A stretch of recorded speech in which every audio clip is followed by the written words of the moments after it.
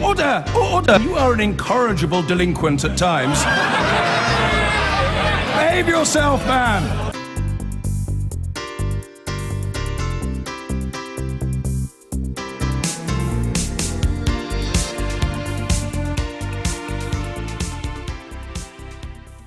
Well, back to the divisions in this country, where the independence of judges and the right people have to freely criticise them have been in sharp conflict, all in the wake of that High Court decision to assert a role for Parliament in triggering Brexit.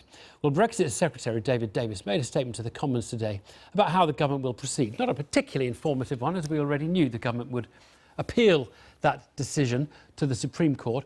But much of the heat in the chamber related to the government's failure to defend the judiciary against some pretty harsh attacks. Our political editor, Nick Watt, is with me. Nick, let's start with David Davis's statement. Did we learn anything? What did we learn? Well, we learnt two interesting things on the timetable. The first is that David Davis made clear that the government is confident that it is on track to meet its own deadline of beginning those Brexit negotiations, trigger Article 50 by March, even if it loses that case in the Supreme Court. You'll remember the government is appealing the decision by the High Court last week, which said that Parliament must have a vote and that you can't rely on ancient royal prerogative powers to do that. The second interesting thing we learned is that David Davis reconfirmed that if they lose, they will have to introduce a parliamentary bill, but then he sent mixed signals. To Nicky Morgan, he suggested that the government would have to wait until the Supreme Court has done its work, but to Sir Oliver Letwin, he suggested that government could actually get going right now. Right, so usual, all options open. A lot of action, as I said, on the issue of the judiciary and the kind of the attacks they've been under, including indeed some comments from a former Lord Chancellor, Michael Gove. Indeed, he returned from a reporting trip to the United States of America to offer full-throated and unequivocal support for those three judges who last week ruled against the government. In one of a series of tweets, he described the judges as brilliant, thoughtful, wise men. Their judgment deserves respect. And he also described much of their arguments as persuasive. So you have one of the main figures on the vote Leave side taking a rather different view to the Prime Minister, who was on the Remain side. It's also important to say that Michael Gove also strongly defended the freedom of the press, because the Daily Mail was highly critical of those judges. I think his intervention will be significant, because it will challenge the Daily Mail and some of those Brexit campaigners who say that the judges were seeking to overturn the will of the people. And if we want to know what's behind his thinking, look no further than his good friend Dominic Cummings, fellow Leave campaigner, who said last week that that ruling by those judges was upholding one of the main arguments of the Leave campaigners, that government cannot use prerogative powers to change the law. Nick, thank you very much. Well, earlier this evening, I went to meet Lord Judge, former Lord Chief Justice of England and Wales, who was then head of the judiciary. First, I asked him for his reaction to the coverage he had seen in recent days. It's been very unpleasant. I found the criticism of them so personal, to talk about homophobia, to talk about judges who were enemies of the people, to talk about judges against the people, when what they were doing actually was doing their duty as independent judges and happened to decide that Parliament was sovereign. Don't you have to just be a bit thick-skinned as a judge and just get on with the job and ignore I'm these not things? at all worried about the judges personally. That's not the issue. The issue is the impact on the public's understanding of their independent judiciary. It undermines public confidence in the judicial process. I'm not nearly so worried about the judges as individuals. Of course they have to have thick skins, and you expect to be criticised. You don't become a judge and think, here we are, immune from criticism forever. Well, I want to be clear. I want to be clear what you're saying. Are you saying that the press is entitled to attack them? Press are entitled to criticise anybody. The issue, though, is whether or not, if you use a vitriolic attack on the judge personally, you're criticising his decision. And if it's too vitriolic, as it was here, you undermine public confidence. After all, the administration of justice had nobody to defend it anymore. Well, the government, of course, could see its role as defending it, or the Lord Chancellor, Liz Truss, could see her role as defending the judges. Did she let the judges down? Well, the Lord Chancellor has a statutory obligation to do it.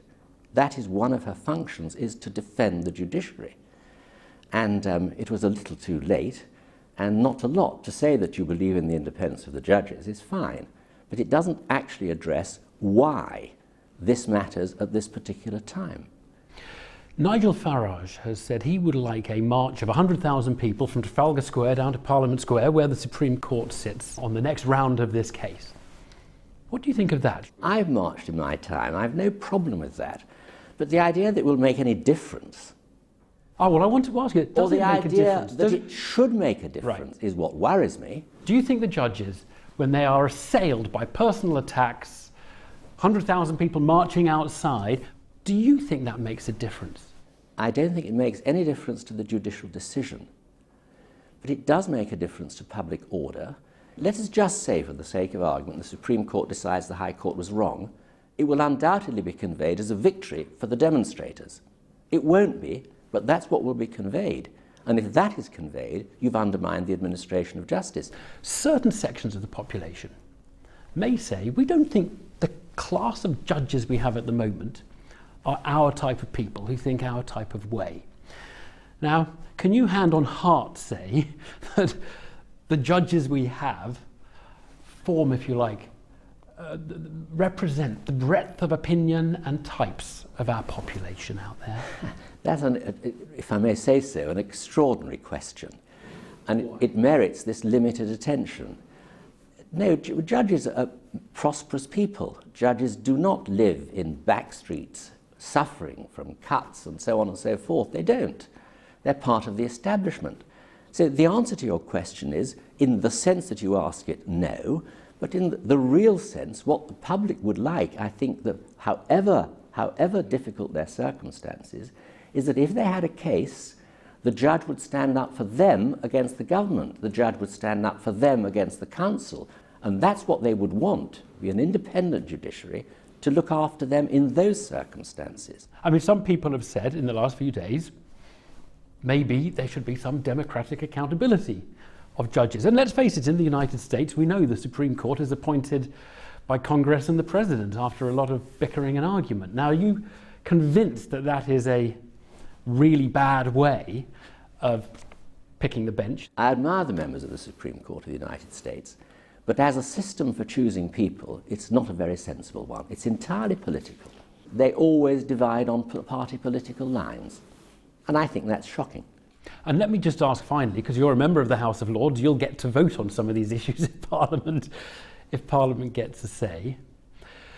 How would you vote? Would you vote in a way that obstructed the passage of Article 50? Do you know, I have never yet discussed with anybody except for my wife how I vote about anything. But it's a fair question in the context that you're discussing, and I make it absolutely plain. I think the result of the referendum means that the wishes of the majority of the people have to be respected, and I shall vote in favour of Brexit. Lord Judge, thank you very much indeed. Not at all. Well, that's about it from London. I'm not sure whether our Brexit coverage has been a welcome break from the US election coverage or whether it's the other way around. Such are the times we live in. I've been getting away with it all my